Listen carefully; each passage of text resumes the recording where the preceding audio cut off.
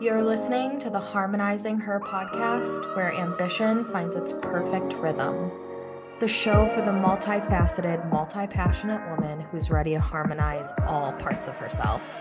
Let's get right into today's episode. Okay, today I'm going to talk to you about something that I'm really passionate about and something that has also acted as the lifeblood of my business for the last over 5 years. And that is launching. Part of me is like, I don't even know where to start because there's so much I want to say to you. There's so much misinformation out there when it comes to launching, and there's so many narratives out there that I just don't think are useful or ROI producing. And so I want to break down some of those things, demystify some of those things. And the first thing I want to start with is what always feels like the elephant in the room for me, which is the launching versus evergreen funnel conversation.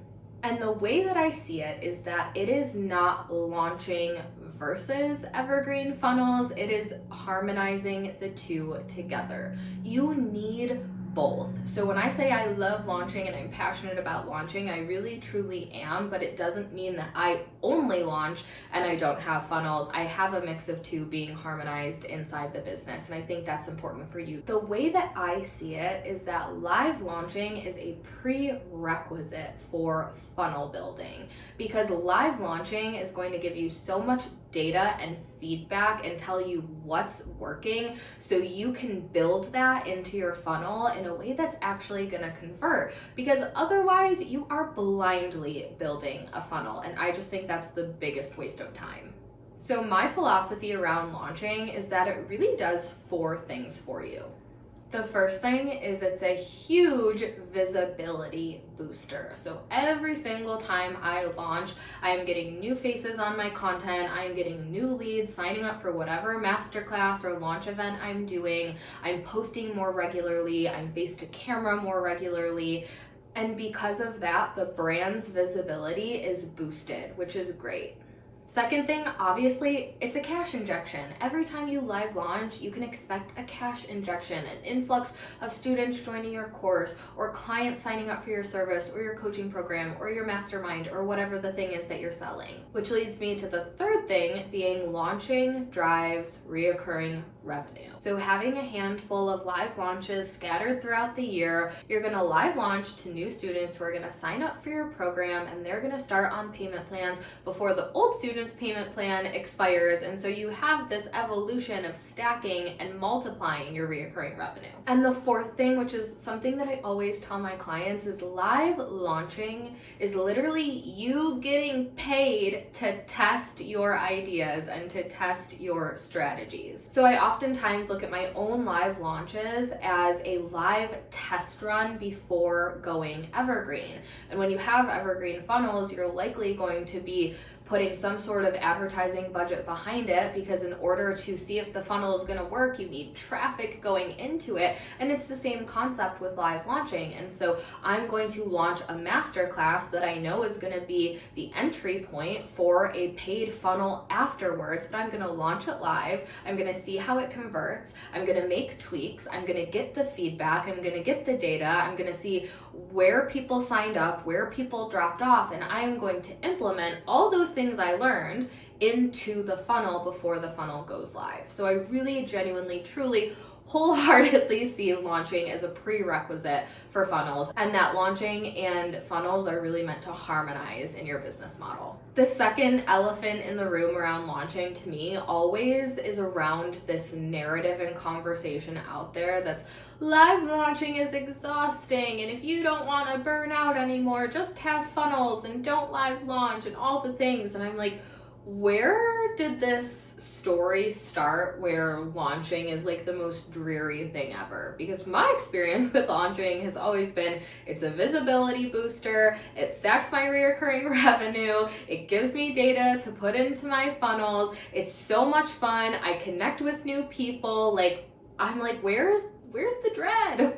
Where's the sad little rain cloud that's following you around when you're launching? Because over here, it is literally sunshine, okay? And I want to give you some sunshine. But I really think the root of that comes down to people overcomplicating things. So the way that I describe launching is really in a way that is supposed to remove the complexity around the entire concept. The first thing I think about when I think of just a launch strategy and a launch experience is that I'm the host of something. And so something that I really love to do just personally is I love to host. I host holidays, I host parties for our friends, I love theme parties, I love welcoming people into my home and making sure that they feel welcome and giving them an experience and imprinting a memory. And that to me, when I think about launching, the parallel is like I'm having people in my home, I'm having people exposed to my brand. I want them to have a memorable experience. I want them to have a valuable experience. And so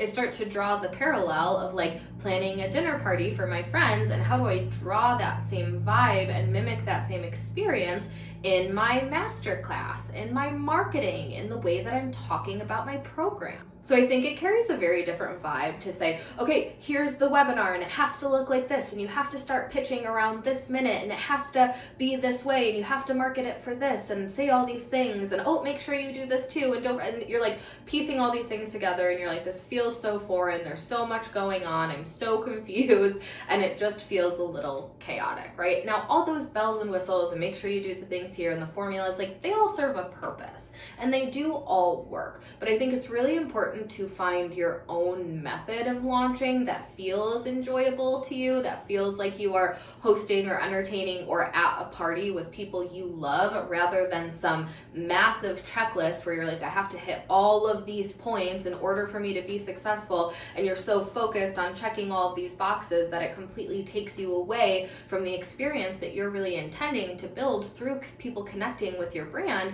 and engaging with you during your launch. The other non-negotiable I have for my launch process and when I'm helping my clients strategize their own launches is that our big goal when it comes to launching is to take someone through an emotional experience. And so in my own launch process, that's built into the actual framework where you want to build someone through the process of feeling curious and just getting really curious about what are you up to and what are you working on, and piquing their curiosity so they're paying attention.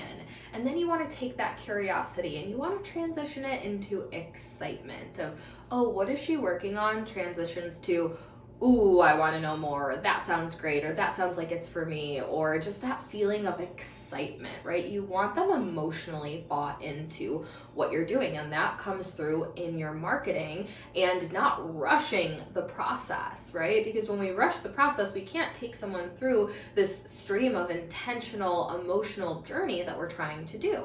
So the curiosity building, and then we have the excitement where people are really bought into what you're doing and why you're doing it and what you're selling. And at this point, when they're emotionally bought into what you're doing, what you're talking about, then they start to hyper pay attention to the thing that you're selling, and they start to entertain in their minds, could this be for me? Do I need this? Is this meant for me? They start to self-segment themselves into your offer automatically before you even start selling it, because they are on an emotional journey with your brand. And then going back to the party experience, you're the host that's giving them an experience that they want to stick around for. They want to come into your house, they want to take their shoes off, they want to snuggle up on the couch, they want to stay a while, right? And so I think this is where like the feminine energy of sales really gets infused into the conversation, because if you are unclear or not super confident on launching, or you're like, I need a bigger audience, I don't exactly know how to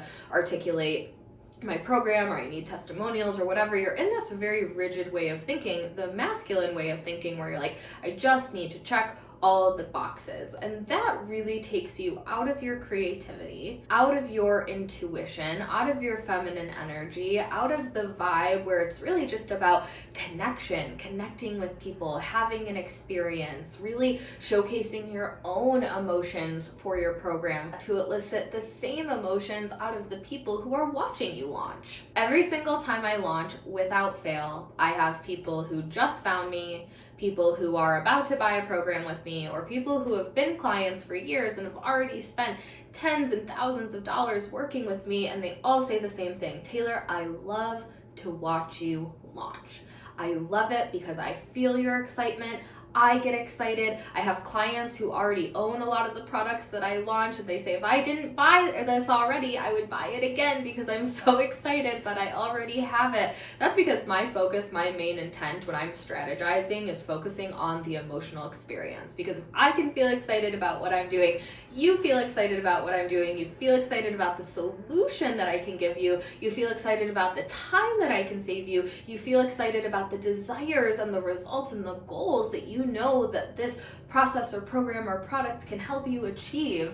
That creates a much different vibrational environment versus just going into your launch, feeling boxed in by your strategy, feeling like you have to keep all these tabs open to make sure that you execute everything perfectly and you hit every single point, and it just takes you out of your flow. That's literally why I named my launch program 4 years ago 5-Figure Flow, because you staying connected to that flow is your biggest money maker. Something that also always has drawn me to launching, especially as a feminine being, is that I've noticed I work best cyclically. I work best cyclically where we ramp up and there's the visibility and the sacred hustle and things are a little fuller and busier than they might be. And then there's this climax of excitement of we're launching, we're doing the thing, we're dropping something new. I'm excited, you're excited, people are buying. You're in this vortex of just high energy and creativity.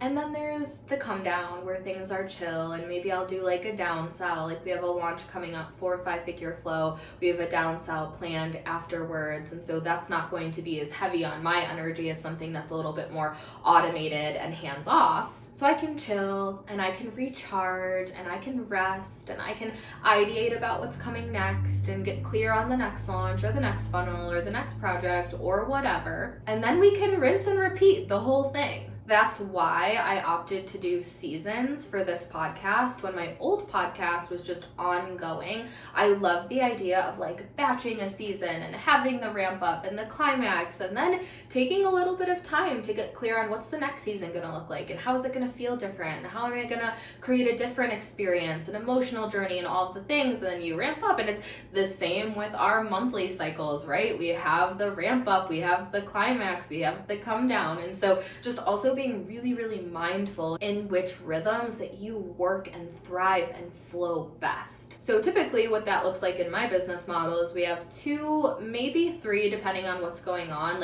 big full-scale launches where we have a few months where we're ramping up and it's a big climax and it's kind of more moving pieces. Then we assess all that data and we look at our funnels and we look at our strategy and we start plugging things in. So now we're going to make our funnels convert better. We're going to optimize those. We're going to gear up into the next launch to test some other things. It literally is this rinse and repeat cycle.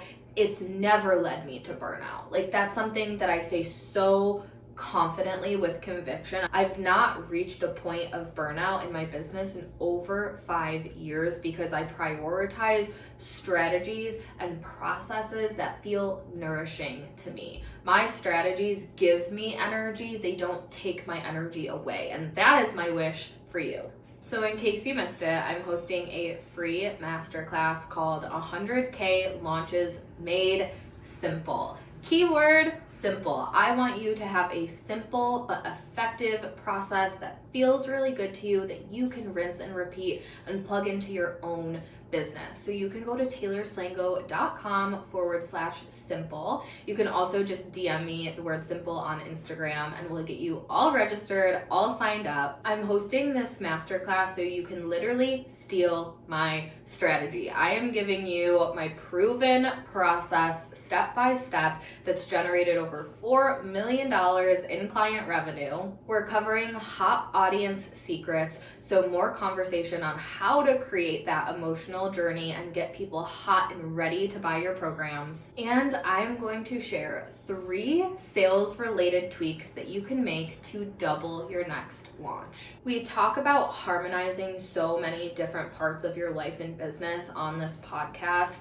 and your finances and your revenue are no exception. I want every single woman listening and tuning into this show to have financial overflow and know how to create that in her business in a rinse and repeat way, where you're like, we need a cash infusion or we need to test something. We have this strategy. We can pull the lever. We know it's going to work. That type of sustainability to me is fucking priceless. And so such a big part of my mission is to teach you how to do that, not just my way, but how to take this proven process and actually tailor it to you so it's something that you love and enjoy and get energy from. So I would love to see you at the Masterclass. We'll also drop the link in the show notes, and otherwise I will see you in next week's episode. That's a wrap for this week's episode. As always, I'm your host, Taylor Slango, and I appreciate every time you listen to the Harmonizing Her podcast.